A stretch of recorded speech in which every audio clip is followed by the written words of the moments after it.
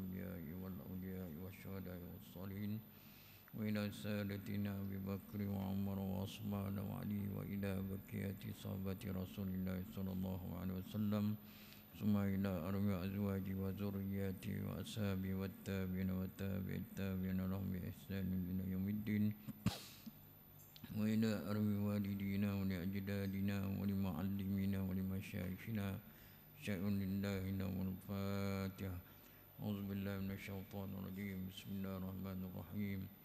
الحمد لله رب العالمين الرحمن الرحيم مالك يوم الدين إياك نعبد وإياك نستعين صراط المستقيم صراط الذين أنعمت عليهم غير المغضوب عليهم ولا الضالين آمين.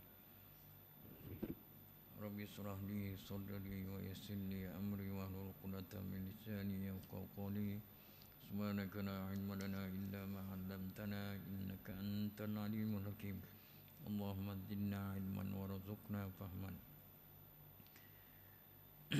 Yang dihormati Imam Fardu Maghrib, yang dikasihi Nazim Masjid, ahli Jatuh Kuasa Masjid, seterusnya muslimin muslimat yang dirahmati oleh Allah.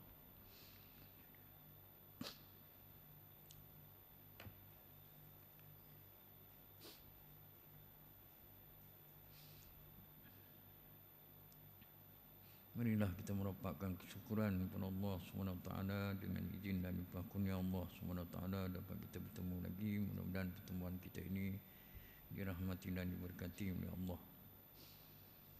Kita masuk hadis yang ke-42. Itu kita dah hadis yang ke-41 dah habis. Kita masuk pula hadis yang ke-42. Makanan dihidangkan waktu akan didirikan sembahyang. An Aisyah anin Nabi sallallahu alaihi wasallam qala idza wudi'a al-'asha wa uqimatis shalah fabda'u bil 'asha. Daripada Aisyah daripada Nabi sallallahu alaihi wasallam, Nabi bersabda, apabila dihidangkan makanan malam sedang sembahyang akan didirikan, maka mulailah kamu dengan makanan.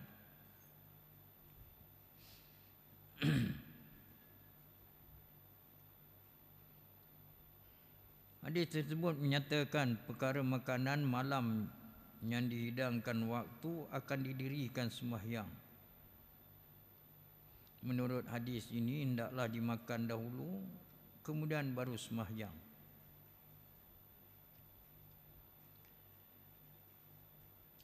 Jadi kalau ikutkan sembahyang ni adalah satu perkara yang penting.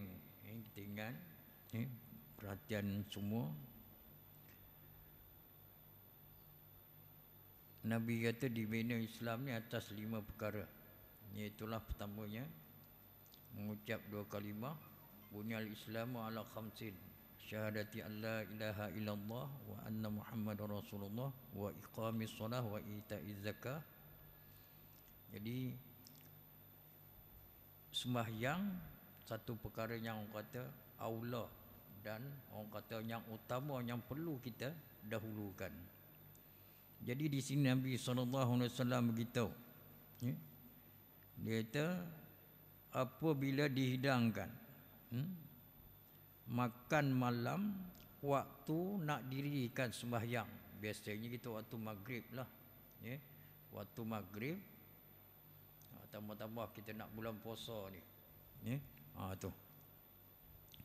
Jadi kalau ikutkan sembahyang dengan makan mana lebih utama? Kalau ikutkan sembahyang. Tapi dalam hukum Islam dia biasa dia akan tengok ghalib.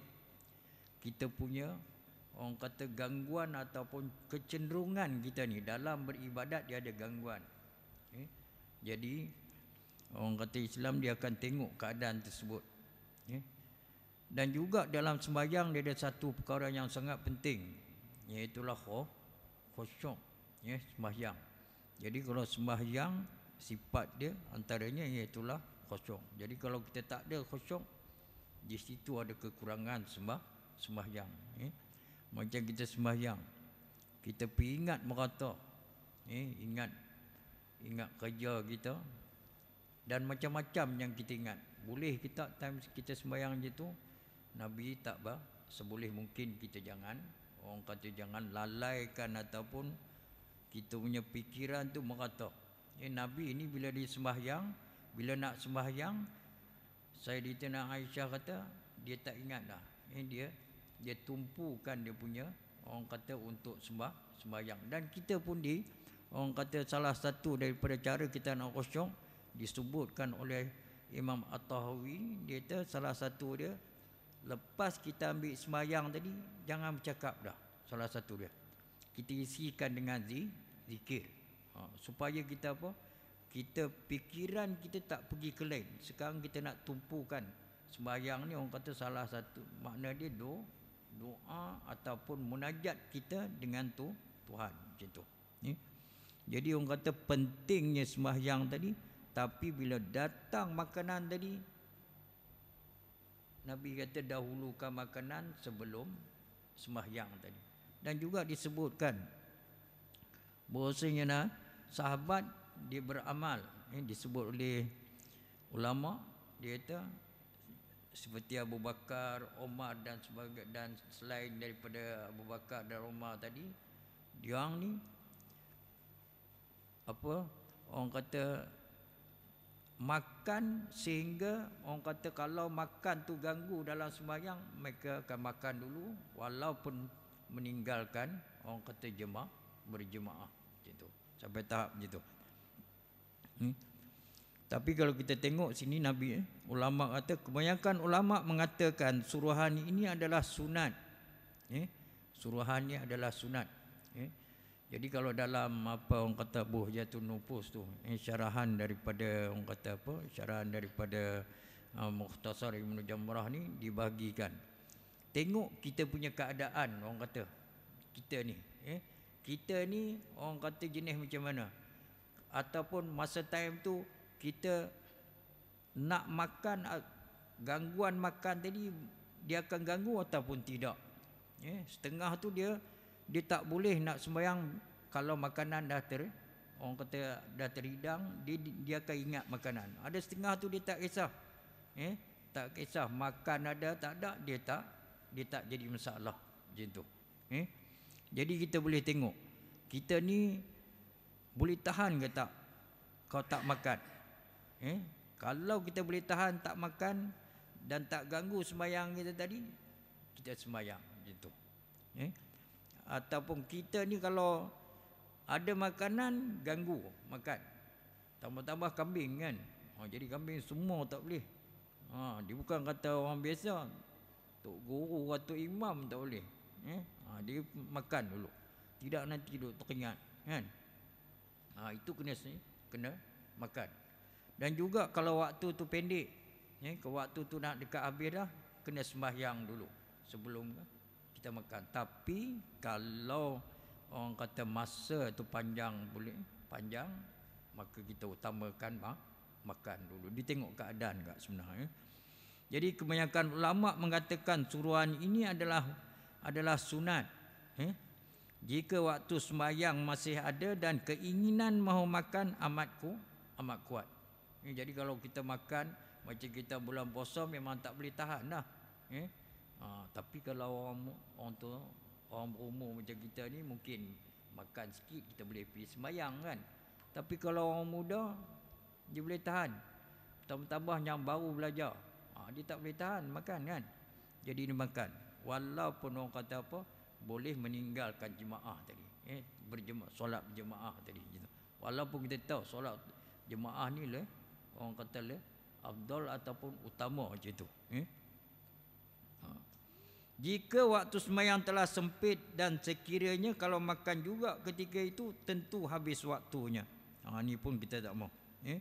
Jadi orang kata kita akan dahulukan jika waktu sembahyang telah sempit dan sekiranya kalau makan juga ketika itu, tentu habis waktu, maka janganlah kemudiankan sembahyang, tetapi hendaklah didahulukannya daripada makan tadi.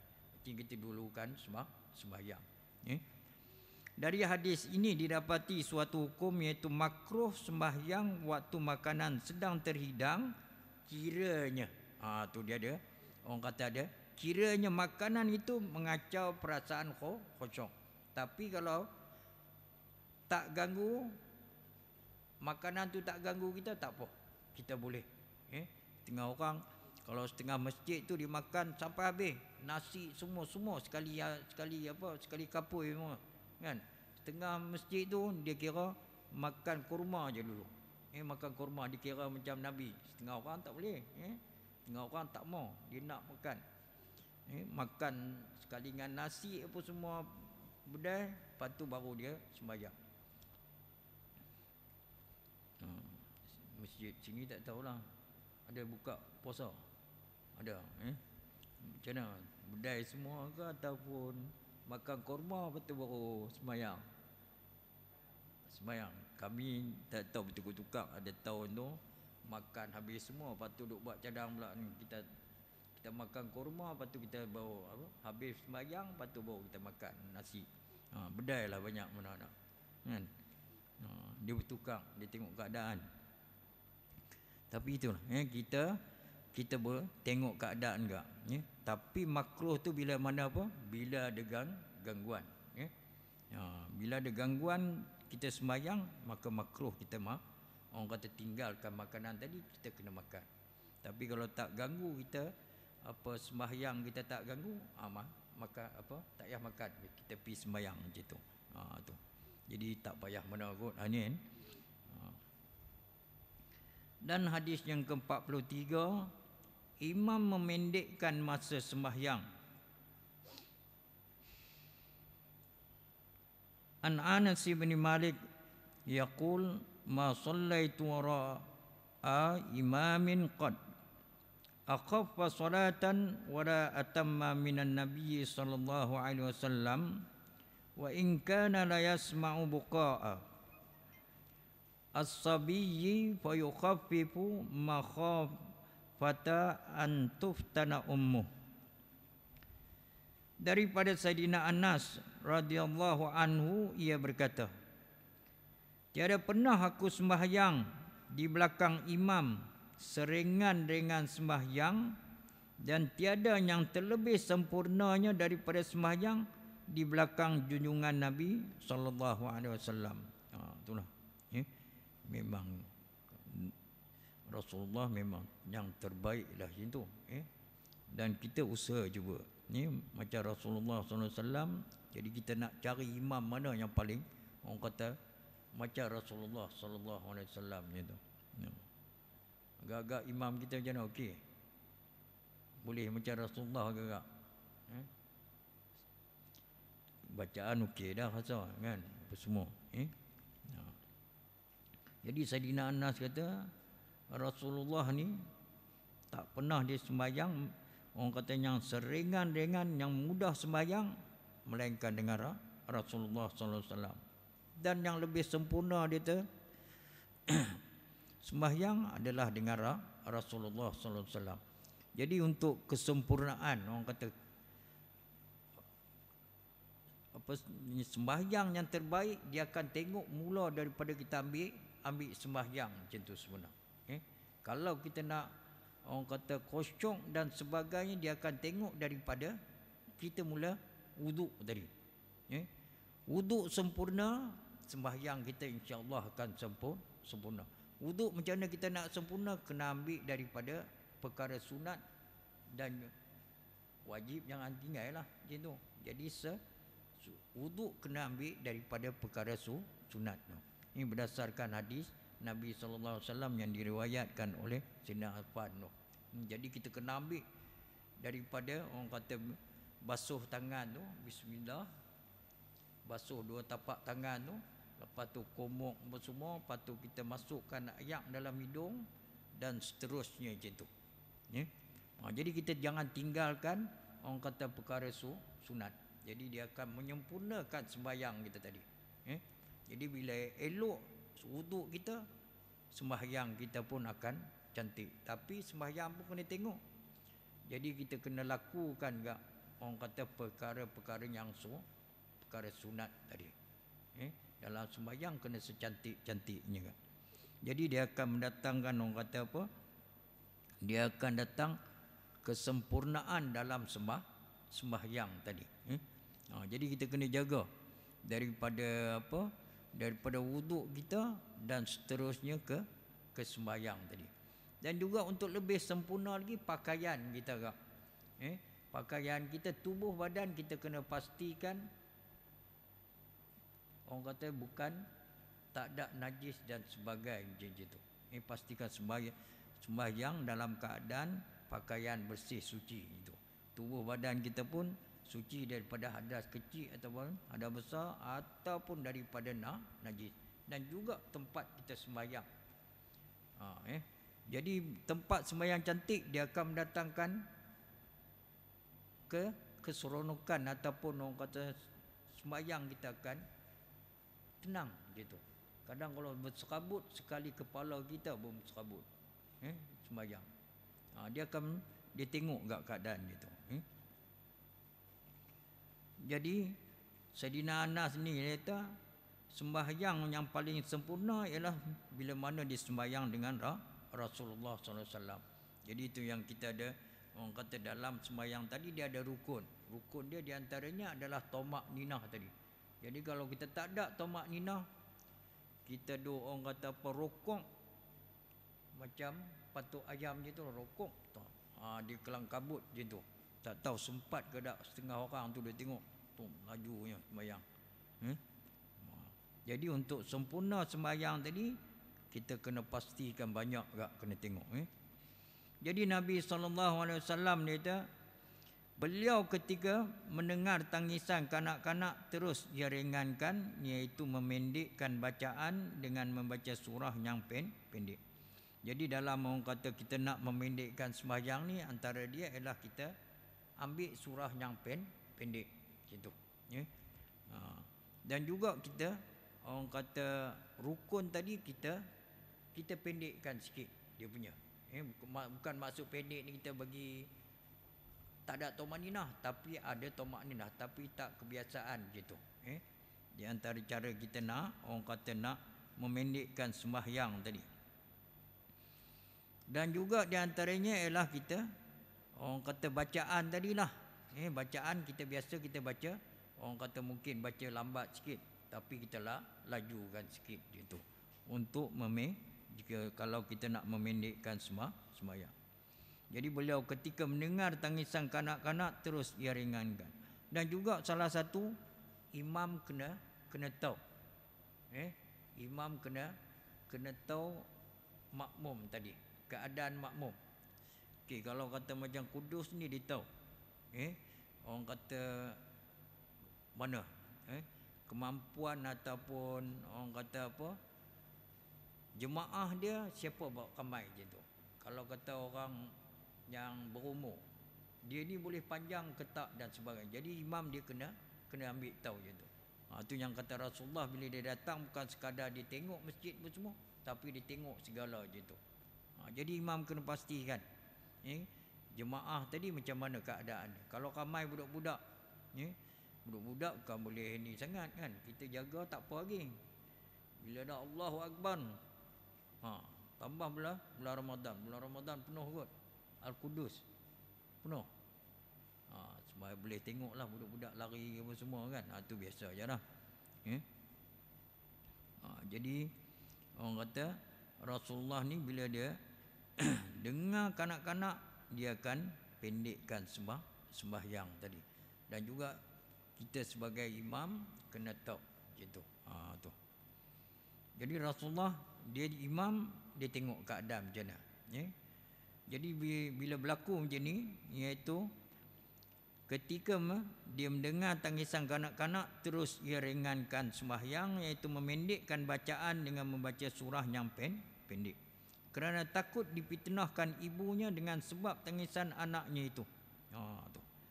Artinya dipitnahkan ibunya ialah dilalaikan daripada mengingati sembahyang. Artinya dia tak khusyuk tadi. Kerana ia terharu mendengar akan tangisan atau teriakan anak dia. Jadi kita kadang bila kita sembahyang tu setengah tempat tu dia tak boleh, budak-budak bising, dia terganggu dia sembahyang. Budak-budak lari ke apa semua. Jadi kalau tak mau bagi budak lari, kena ada cara. Sama ada setengah masjid tu dia buat tempat untuk apa orang kata budak-budak, ataupun setengah tempat tu dia bagi seorang untuk jaga budak. Jadi dia letak barisan budak-budak, letak barisan belakang, seorang jaga. Jadi Kudus kita tak jadi masalah sangat kot budak-budak. Ada masalah? Kita nak masalah apa? Budak-budak tak ada kan. Jadi tak masalah. Orang tua kalau bisin atau pelik lah kan. Jadi jadi Rasulullah nak ajar kita apa sini, imam ni kena tahu keadaan macam tu. Tengok, takut makmum tadi dia tak khusyuk dalam sembahyang. Jadi dia tengok. Jadi kalau berlaku macam ada menangis budak semua, mungkin akan gangguan pada mak budak tadi. Jadi Rasulullah pendekkan. Ataupun yang lain, macam orang tua kata ada orang ramai, dia mungkin tak boleh berdiri lama. Jadi dia akan pendekkan sembahyang tadi.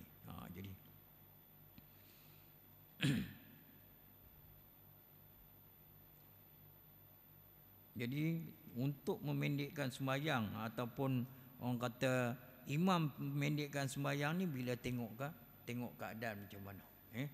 Jadi kita Kudus ni tak kisah baca panjang mana pun tak jadi masalah kan. Kadang tu tengok imam maghrib dia baca panjang, Isyak lagi panjang kan. Tadi dia baca pendek je lah. Tak tahu isyak lagi panjang ke tak. Jadi kita masuk pula hadis yang ke-4, sembahyang sunat di rumah lebih afdal. An Zaid bin Sabit anna Rasulullah sallallahu alaihi wasallam ittakhadha hujratan qal hasibtu annahu qal min hasirin fi Ramadan fasalla fiha layaliya fasalla bi salatihi nasun min ashabihi falamma alima bihim ja'ala yaqudu fa kharaja ilaihim faqala qad araftu alladhi ra'aitu min sani'ikum fasallu ayuhan nas fi buyutikum fa inna afdhalas salati salatul mar'i fi baiti illal maktubah. Daripada Zaid bin Sabit bahawa Rasulullah sallallahu alaihi wasallam telah mengadakan dindingan. Ia berkata, aku menyangka bahawasanya Zaid berkata daripada tikar-tikar pada bulan Ramadan. Okey. Jadi dia kata Rasulullah SAW telah mengadakan dindingan. Kalau ikut dalam masjid tak boleh buat binaan, kan? Tapi dia sebut sini dinding. Dinding di sini bukan kata dinding, artinya halangan, pengadang macam tu maksud dia. Kita tak boleh orang kata. Jadi hadis di sini juga orang kata menjadi dalil bahawasanya kita boleh buat hadangan untuk kita melakukan sembahyang dalam masjid. Tapi orang kata tak boleh mengganggu orang lain, macam tu satu. Jadi kita dalam masjid kita boleh buat dinding ataupun hadangan tadi, supaya orang satu untuk jaga orang lalu daripada lalu depan kita tu satu, kan? Kita panggil apa? Sutrah panggil. Depan tu kita letakkan. Dan juga tak mau bagi ganggu keliling kita ni, tak bagi orang nak masuk. Macam tu. Dia kata kalau dalam buh jatuh nupus tu pun sama. Dia kata pengadang tu ataupun dinding tadi dia gunakan sama ada tikar, macam kita guna tikar sembahyang tadi lah, ataupun kain boleh. Kain ataupun tikar sembahyang gitu. Jadi di sini aku menyangka bahawasanya Zaid berkata daripada tikar-tikar pada bulan Ramadan. Di sini nak cerita tentang bulan Nabi berlaku benda ni pada bulan Ramadan. Jadi Nabi sembahyang pada bulan Ramadan tu dia letak macam tu. Dia letakkan tikar. Letakkan tikar, Nabi sembahyang dalam tu. Lalu bersembahyang padanya beberapa malam, maka bersembahyang dengan sembahyangnya oleh beberapa orang daripada sahabat. Jadi Nabi lakukan sembahyang tarawih tadi. Jadi ini sembahyang tarawih tu. Pada bulan Ramadan Nabi buat pada waktu malam tu. Jadi bila Nabi buat beberapa malam, dalam dia sembahyang tadi sahabat ikut. Tu. Jadi sahabat ikut. Kemudian apabila ia mengetahui hal mereka, terus dia duduk. Dia duduk.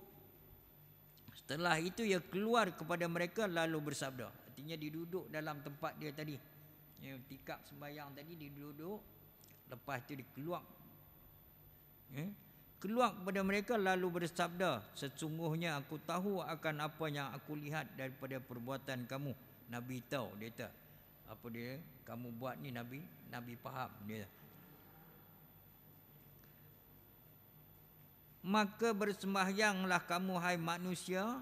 Jadi Nabi kata, sembahyanglah kamu wahai manusia dalam rumah-rumah kamu, kerana bahwasanya seafdal sembahyang ialah sembahyang seseorang di dalam rumahnya, melainkan sembahyang fardu.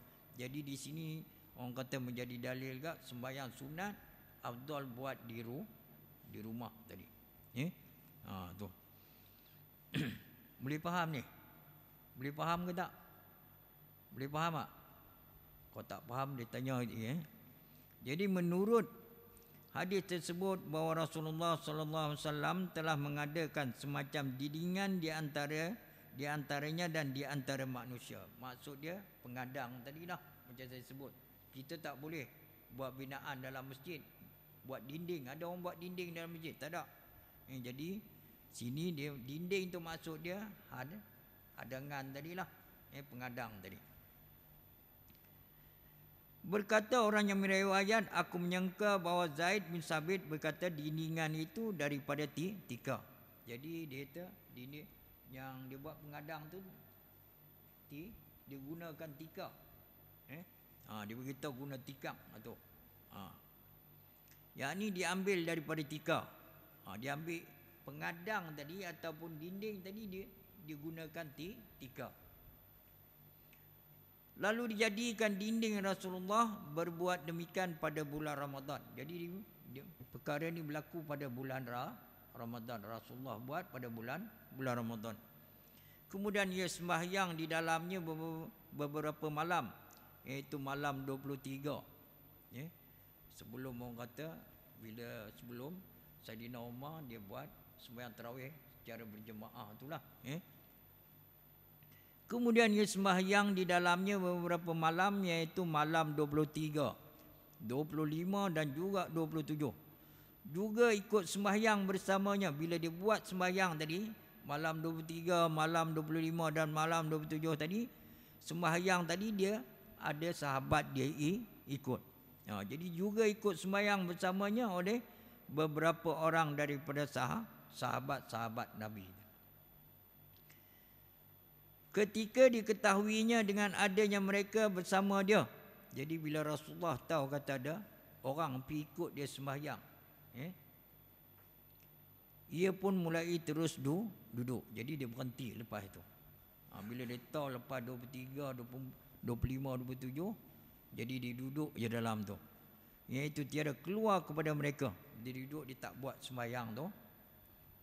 Setelah itu maka ia keluar kepada mereka lalu berkata, lepas ni bila dia duduk dia tak buat sembahyang tu, dia pergi jumpa sahabat Nabi sallallahu alaihi wasallam. Lepas tu dia beritahu, sesungguhnya Nabi kata aku tahu akan kelobaan kamu ni, artinya kamu sangat nak benda ni, mendirikan sembahyang tarawih hingga kamu mengangkat akan suara kamu. Oleh itu maka hendaklah kamu wahai manusia bersembahyang sunat yang tiada disuruh berjemaah dalam rumah-rumah kamu sendiri, kerana seafdal sembahyang seorang itu ialah dalam rumahnya, kecuali sembahyang fardu.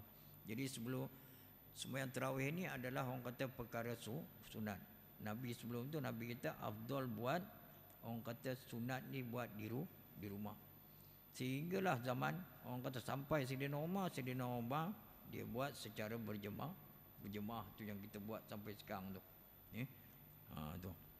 Dan juga kita ingat hadis juga menjadi dalil bahawasanya afdal sembahyang sunat ni buat buat di rumah. Tapi kita sembahyang payahlah sekarang.